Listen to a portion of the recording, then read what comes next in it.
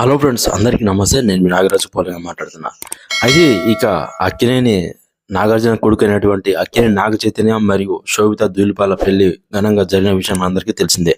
అసలు వాళ్ళు పెళ్లి ప్రపోజల్స్ ఎక్కడ స్టార్ట్ అయ్యి అసలు వాళ్ళ ఇద్దరి మధ్య ప్రేమ ఎక్కడ చిగురించిన విషయం ఈ రోజు మనం క్లారిటీగా తెలుసుకుందాం. సో ఈ వీడియోలోకి వెళ్ళబోయింది, ఖచ్చితంగా వీడియో లైక్ చేయండి, షేర్ చేయండి, సబ్స్క్రైబ్ చేయండి.